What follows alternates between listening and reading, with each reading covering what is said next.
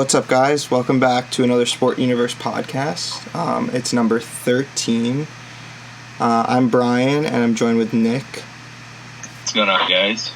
I forgot the sports are our universe. I forgot last time, too, but, starting off strong is how we do things. The past couple of weeks, we've had problems with GarageBand, and it's shutting down randomly throughout the podcast, and I'm sorry if that's affected any of our audio for the 7 listeners who listen to our podcast. But hopefully it doesn't shut down again because I don't know any other options besides GarageBand. So there hasn't, once again, been a lot of news for us to talk about. So I don't know how long this podcast is going to be. We might milk it, as some people say, to get some more minutes in. But I guess the focus of the podcast will be with the trade deadline coming up in baseball. And some football, and then always our controversial topic. So I guess we'll go right into baseball. I mean, the Mets have been doing a lot of stuff recently, so I'm going to start. I would guess that would make sense. So today, right after the Mets won their 4th game in a row, I mean, yippity-doo-dah, they traded for Marcus Stroman. Doesn't make a lot of sense, but I think that Brodie Van Wagenen is trying to salvage this season as much as he can, and he saw that the Mets are 5.5 games out of the second wild card, so he's like, why not just throw all of our prospects away? Like he did in the offseason, trying to rebound from a terrible offseason. Like, I don't even know where Brendan Lowry is at this point. We're almost a wild card team. Let's throw away our future. Yeah. And there's... no, that's off topic. I'm not going to get into it. But so they traded Anthony Kay and Sebastian Woods Richardson, I think is his name. I might be wrong about the second one. But I don't know where I really stand on the trade. I just think that it's stupid trading away prospects at this point. And I think that it might be a good trade in like all honesty, but the Mets have no reason to trade away prospects at this point, and trying to go for it when there's really no evidence that they have a position to go for it. I mean, 5.5 games is a lot of games, and it might just seem better than the 10 games they were behind right after the All-Star break, but it's still a long way away from possibly getting the second wild card, and then you still have to win the wild card game to even really do anything in the playoffs. But Marcus Stroman is definitely a strong talent, and if their plan is to not get rid of any other of the pitchers going into next season, they're going to have another really strong rotation. But, I mean, I've been a proponent that it's like proven year after year that having an elite rotation doesn't really do anything for the Mets, because either it's not fully elite because someone's injured, or someone starts to get worn down throughout the season, and pitchers are a very fickle position and can get injured very easily. So I wrote this in my last article that I posted, that going into this next rebuild for the Mets, or whatever you want to call it, maybe not a full rebuild, there has to be more of a focus on offensive talent. And I think the Mets have been lucky so far with some of the players who have become offensive stars for them, like Pete Alonso, Jeff McNeil. Those players weren't supposed to be what they've become, but I think they have to have more of a focus on the offensive prospects going into the next years of Mets baseball. Maybe I'll just finish all the Mets stuff and then we'll just do the Yankees. And so a big thing with Marcus Stroman and everything is what the future with Noah Syndergaard is going to be. And before today, it was kind of like the Mets are listening, and it's kind of a more advanced listening, so they're probably looking into trades and stuff like that. But I don't think the Mets are going to trade Noah Syndergaard. And if they do, it's going to be a very stupid trade, because Brodie Van Wagenen doesn't make smart trades, and the Mets never make smart trades. Except, I mean, Sandy Alderson did have his good times. But I wrote in the article that I posted that I think it is time for the Mets to move on from Noah Syndergaard, because I feel like he might be one of those players that never gets the full potential that he could get to. And we saw it with Travis d'Arnaud. Obviously, Travis d'Arnaud and Noah Syndergaard aren't the same talent, but Travis d'Arnaud never got to where he was supposed to be, and I feel like Noah Syndergaard might be getting there too. I mean, he's been trending downwards. Last year he had a 3.3 ERA, I think, which isn't bad or anything, but that combined with his 4.3 ERA this year is not good, and shows that it's not like he's improving. And at this point, I feel, in all honesty, that he's, what's the word? Been overhyped, I guess, and that he's one of those players that if they trade him right now, they could get a big haul back for him and restock the farm system that's been basically nothing ever since the Robinson Cano trade and now the Marcus Stroman trade. Let's see, is there anything? You can talk about the Yankees if you want, and I'll see if I have anything else. All right. Yankees have yet to make a move with the deadline approaching. They're 5-5 in their last 10 games. The last couple games that they've lost, would they lose? Like, I think 3 straight to the Red Sox. Oh boy. And they were pretty horrible losses. I mean, one of the scores was like 19-3 or something along those lines. So it's pretty evident that the Yankees can definitely hit. That's obvious, right? They're still third in the entire MLB. And they're second in the I'm blanking out here, the American League. Mm-hmm. But it's obvious that they need pitching. You know, their hitting is not going to carry them forever, and you know it shows in games like this. You know, the Red Sox, which is definitely a team you could see in the playoffs if they win the wild card. You know, I mean, the Yankees are 8 games ahead of them. They could lose that, and the Yankees could be the wild card team. But you know, when going a team against like the Red Sox, we're going to need pitching, and got to trade for it, do something, I think, before going into the playoffs in order to do that. You know, I might sound crazy here, but me and Brian were talking about it before. What if the Yankees traded Aaron Judge for, you know, some talented pitching with, you know, something, you know, obviously an equal return, so something that would benefit, because obviously the Yankees are good on hitting, you know, they have hitters on hitters and people to play the field. You know, I think they have more than they need. You know, it's a struggle because even when they had players out, they were still doing well. Yeah. So, but the struggle all year has been pitching. So maybe trading a player, you know, like Aaron Judge. This has to be Aaron Judge, you know, but along those lines, just to get pitching into the core and help stabilize that area. I mean, I guess the Mets and the Yankees are in like the exact opposite of each other, and that's why everyone puts them together as trade partners and everything like that. Why, like, trade Noah Syndergaard to the Yankees and stuff like that. But I mean, having such rivalries is going to make it so they wouldn't trade with each other, or the Yankees being the smarter team than the Mets, because I'm just going to admit at this point are going to like give the Mets some terrible deal, and they're going to end up giving like Noah Syndergaard away for prospects, like not even great prospects. If the Mets trade Noah Syndergaard to a team and don't get either their number 1 or number 2 prospect, it's not a good deal, just because of how hyped up Noah Syndergaard is. But Noah Syndergaard with a crew cut. Yeah, that's what Jacob DeGrom. Well, he didn't do a crew cut, but maybe that's what Noah Syndergaard has to do. But going back to the Aaron Judge thing, I said to him that that's like kind of a crazy thing for a Yankee fan to say. I mean, Aaron Judge has been like, I mean, he's basically the next Derek Jeter in eyes of everyone, or some people, most people, and it's hard to see them trading Aaron Judge away. But I'd take Aaron Judge for Noah Syndergaard, but there's no way that would happen, and I don't see the Yankees doing that either. I mean, they could get like really good pitching talent for some of the prospects that the Yankees have. Mm-hmm. Like Clint Frazier would get them someone really good. Yeah, I'm just, you know, it doesn't matter who it is, but something that has hitting value that the Yankees no longer need and can get some pitching value out of it. Yeah. But I like going back to how the Mets rebuilt, like focusing on pitching. I think what the Yankees did, like they didn't focus on pitching, they focused on hitting, and had players like Aaron Judge come up and change the trend that the Yankees were on at that point.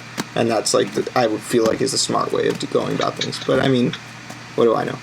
I could just be a very pessimistic Mets fan.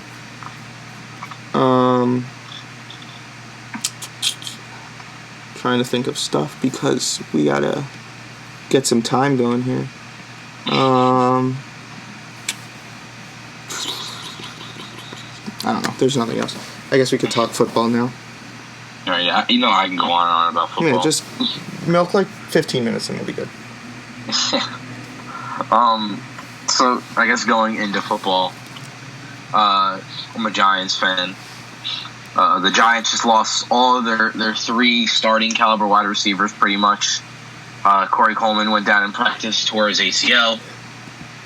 Sterling Shepard broke his thumb. He fractured it. And Golden Tate is going to be suspended based on some PED use, which he refuted, saying that he went to the doctor about some I guess him and his wife were having trouble having kids, so he took some fertility medicine or along those lines, a fertility prescription, and he says that he realized that, you know, after looking what was in the medicine prescribed to him, that it was one of the banned substances the NFL has, and so he's gonna appeal it, but we'll see where that goes.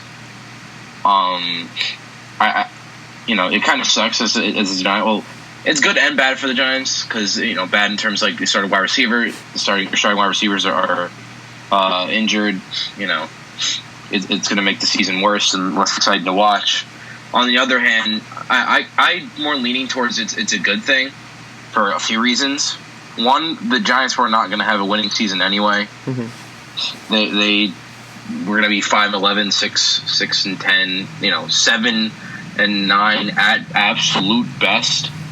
So, you know, there was no hope for the Giants really to start with. Second of all, this will allow, you know, the Giants do have some younger talent. They just drafted Slayton out of Auburn, so you'll be able to see what he can do. Even though I believe he was like a 7th rounder or 6th rounder or something along those lines. Mm-hmm. So, but it'll be, you know, maybe you'll have some talent in him. There's, you know, injuries to players like Golden Tate can show you what kind of young talent you have on the team if they're forced to go ahead and start. Third of all, I think it's going to help out Saquon and his goal, you know, his personal goals. You know, I said that in last week's podcast that he's probably my pick for MVP, and I think this even solidifies it even more with the Giants even having probably going into the season the least amount of wide receiver talent that they've ever had. Because at least when Odell was injured in the past couple of years, they had like Brandon Marshall and Sterling Shepard. They had Sterling Shepard and X. Mm-hmm. But now that Sterling Shepard, all the starting caliber wide receivers are gone. You know, people like Cody Latimer are going to be starting. You know, it's going to open up for more, you know, screen routes. You know, what am I thinking of? Yeah, screens for Saquon and running him more. So he could definitely put up some even bigger numbers than he was going to anyway. So that's something to keep an eye on. That's my Giants piece. Anything to say about that, Brian? What I would say, I know, like, I'm not like a Giants fan or anything, but obviously when people get injured, it gives, like you said, the opportunity for players who don't usually get the chance to possibly become stars, and that's similar to what happened with the Jets and Robbie Anderson. Even though I think Robbie Anderson might also be a little overhyped and hasn't really proven that he's what people mock him up to be, he's definitely proven that he's more than... He might have been an undrafted player. I don't know what... I'm going to look that up. But giving people the chance obviously leads to sometimes great things. And the fact that all three of he's undrafted. Yeah, undrafted. All three of their wide receivers are gone. It gives players like amazing opportunities for the Giants. And like you said, the Giants weren't going to go anywhere anyway, really. So it's just like a year of rebuilding. And it's sometimes hard to swallow, but it's what happens. And wait, I was going to relate that to something. Oh, that's a stupid relation. Never mind. Let's see.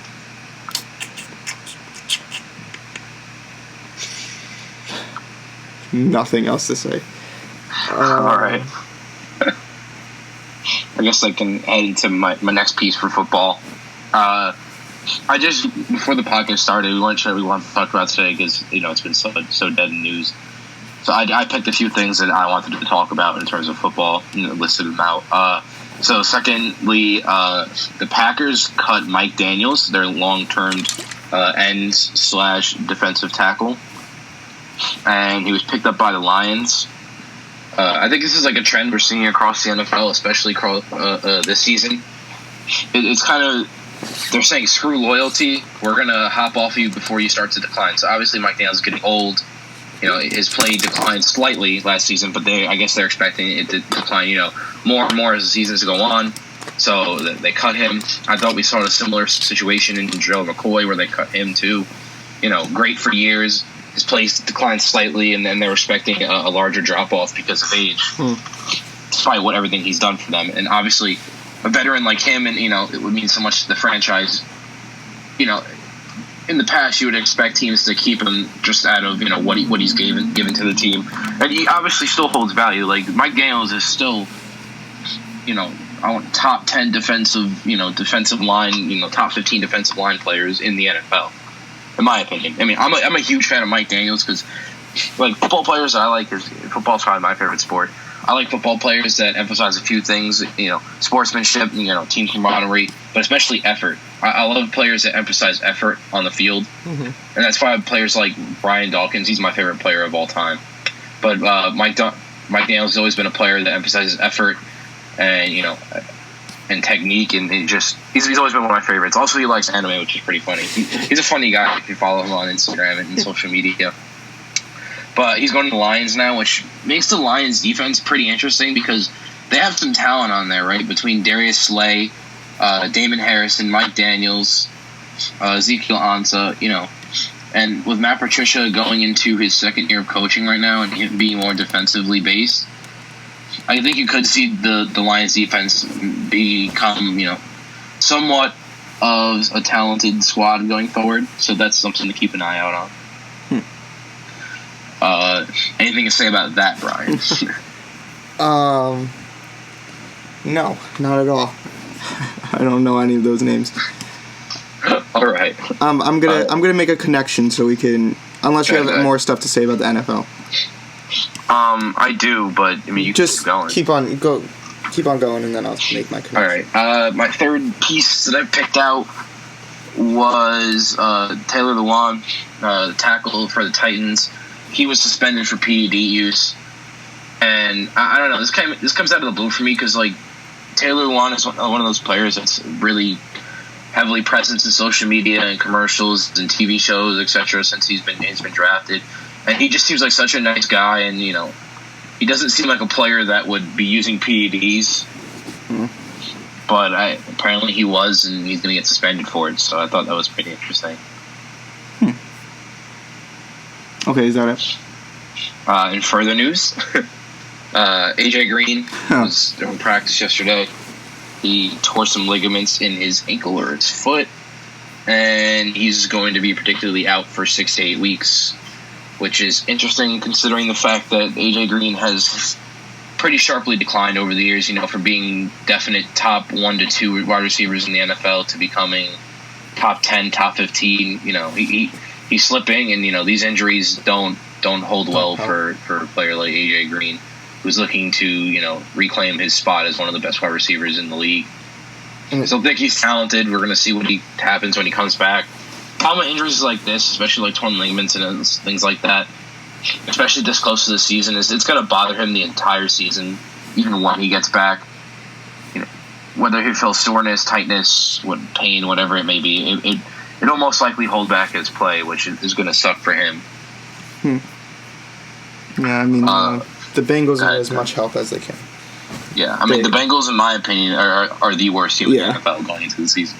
I don't think no talent. Minimal coaching, no camaraderie. Yeah. I haven't even heard the name Andy Dalton in years, so I would imagine he's not doing that great. I wanted to make the connection so we could talk a little bit about basketball. We talked about Sterling Shepard getting injured and how that gives people more chances to come out of nowhere and become stars. And it came out earlier that Jeremy Lin thinks that basketball player, if no one knows, that the NBA has given up on him, and I saw that too. It comes at a similar situation. Jeremy Lin obviously got his big start with the Knicks when it was all Linsanity and everything, and that happened through injuries and everything. So obviously, stars or role players can come out of things like that, and it kind of sucks to hear that Jeremy Lin's having trouble finding a team and stuff like that. I mean, when Linsanity was going on, it was such a crazy thing to be a part of being a Knicks fan. I mean, one of the coolest things to happen. Everyone likes those stories of players who come out of nowhere, or just it seemed like Jeremy Lin was a straight up nice guy, and to be able to make a career out of something that seems so bleak for him. I mean, I think he was D-League, summer league contracts and everything like that. He was getting no traction, and for him to have such success was an awesome thing to see. But now it's kind of sucks that he might just end up going back to the D-League or being on those 10-day contracts and things like that, which is definitely a sad thing. I guess we can get into a controversial topic. We're at 15 minutes right now. You know, maybe we should do a little contest. How about we see who can hold their breath for the longest? I'm joking. Just trying to come up with some time. Okay. Controversial topic. We'll just, if we get to 20 minutes, that's good.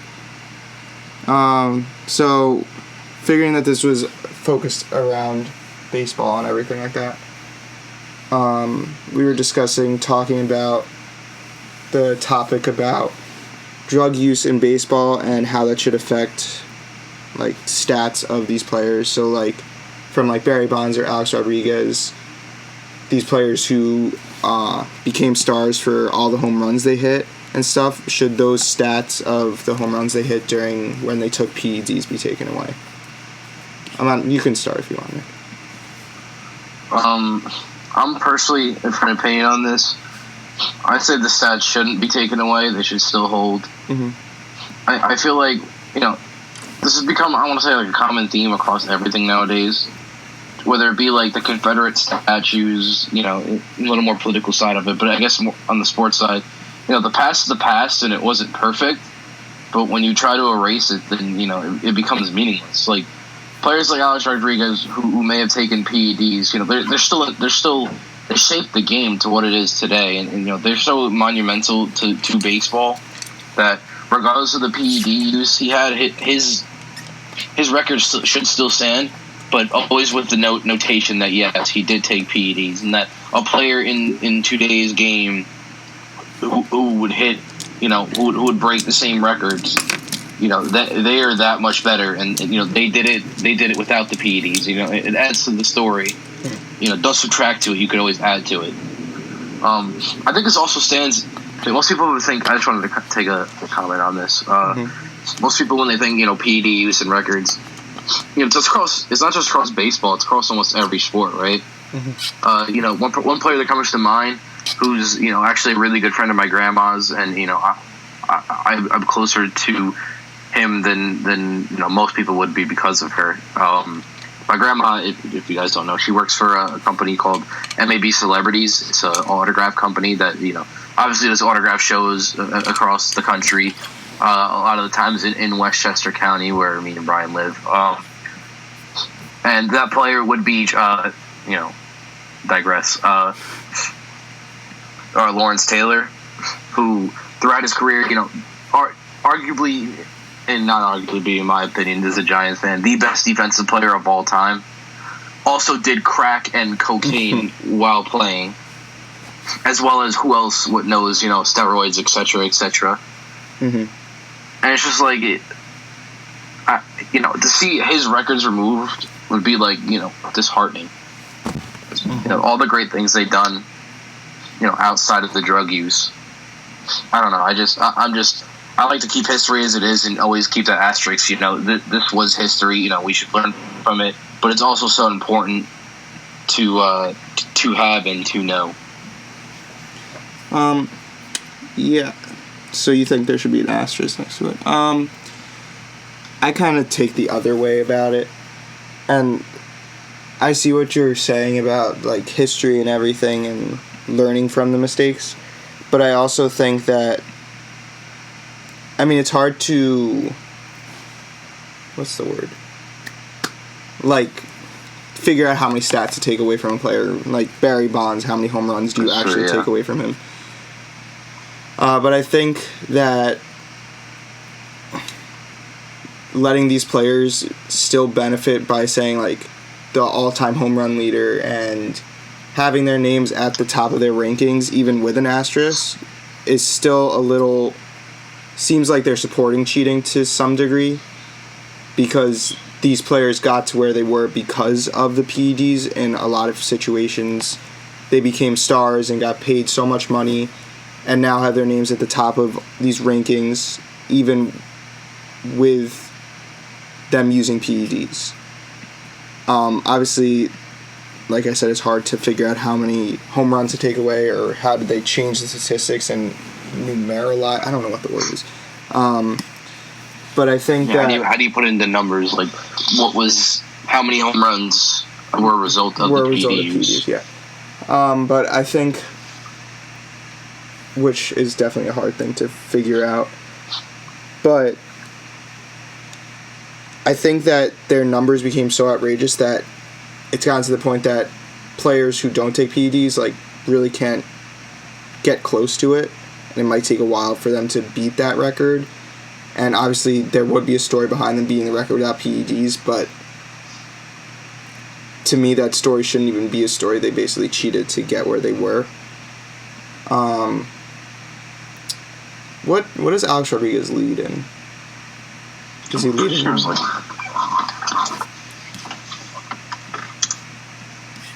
But he definitely got his career from, well, not his whole career, but he got a lot of his career stats from the PEDs and everything. And I think that allowing those home runs to still be there is a little hypocritical, might be the word. But I don't know. Because they can't really numerically... What's the word? There's some... Statistically? Not really. Like, whatever. But you know what? But I'm sure everyone understands what I'm saying. Yeah. Even though I don't understand what I'm saying. But there's just... It's a sticky subject, which is why it's our controversial topic. Into how they would... First, if that's an actual thing, they would look into and how they would fix that. But at this point, I don't think it's anything that they're going to change. And I have a feeling that the MLB views it in the same sense that you do. And I'm sure a lot of people view it that way, too. What are we at? Okay, I think we're at 20 minutes. Alright, I guess one last part to the controversial topic, which me and Brian discussed a little bit before the podcast again. I get the group pretty much in both agreement on it. That, somebody like Pete Rose, where he bet on baseball and he was booted out of the league and whatnot. Their records should definitely stand, because whatever they did outside of the game itself, it didn't actually affect their play like drugs would. Mm-hmm. It's kind of a separate entity that also would have an asterisk, like years removed from the league or something along those lines. Mm-hmm. But his record was unaffected from any internal obstructions. Yeah, I think most people would agree with that he didn't do anything to... I mean, he did bet on the game, but it's not like it's going to affect any of his stats, really. Mm-hmm. I guess we'll just end it there. It was definitely a shorter podcast than usual. Sorry about that. I know you guys love hearing what we have to say about sports. That's a sarcastic comment. I'm not boasting about myself. But do you have any final words, Nick? I guess I ended how I always do. Mm-hmm. This podcast is a work in progress, and obviously some weeks we're going to have shorter weeks just based on how much news is out. how many times can we cover the same dead news? Again, if you guys have any ideas, or especially in times like this where we could use some ideas, feel free to contact us. Me at nicholaswart10@yahoo.com. That's my email, or you can contact me through social media on my Instagram, nick.horvath. So I guess just keep listening, and come along with the ride for us. We're going to keep working to make things better, and be creative and expand, etc., etc. I just wanted to say that Madden 20s is out. Well, technically not out. The EA Access trial is out. I'm not sure who's into video games. I'm a pretty big gamer myself, especially sports games. 2K, Madden. Those are my two favorites. So if anybody, Madden I think officially drops early. If people bought like the special editions, July 30th, and the standard edition comes out August 2nd. If anybody wants to talk about it, because I'm like a big Madden junkie, and like a lot of the interior line football that I know in terms of like blocking and pass rush, run stuffing, I learned a lot of that from just actually playing football. But in terms of like zones and zone concepts and defensive concepts, offensive concepts, I learned a lot of that through Madden, and I really enjoy Madden. So if anybody wanted to talk to me about that, or wants any tips and tricks on that, I could definitely help you out there, especially like Ultimate Team, whether it be the auction house or like playbooks, etc. I like doing that type of stuff. So if anybody wants to contact me about that too, you can contact me at the same addresses. I guess that's it for this week. Thank you for listening on my end, Brian. Yeah. I just came up with the thought of the idea. Maybe if people want, we could do like a segment where Nick gives like tips on like Madden, NBA. But besides that, we'll be back next week. Obviously, let us know what you thought of this, like I always ask you to do, but no one ever does. And of course, comment on the videos and the podcast and stuff like that. I'm going to look into putting it on Spotify or something, but if I have to pay to put it on Spotify, I'm not doing that. Sorry to all the listeners that want to listen on Spotify, even though that's a tiny crowd. Not doing that yet. Obviously, keep checking out our articles on the website and the YouTube videos. I just posted on Friday the Lamar Jackson video, and our posting schedule is Monday, Wednesday, Friday for highlight videos, and then Sunday's podcast. We obviously are always open to listening to ideas about what videos we should do and stuff like that. If you have any interest in contacting us, contact us at TheSportUniverse2019@gmail.com. Also, if you have any interest in writing for us or editing videos, also contact that. And thanks for listening.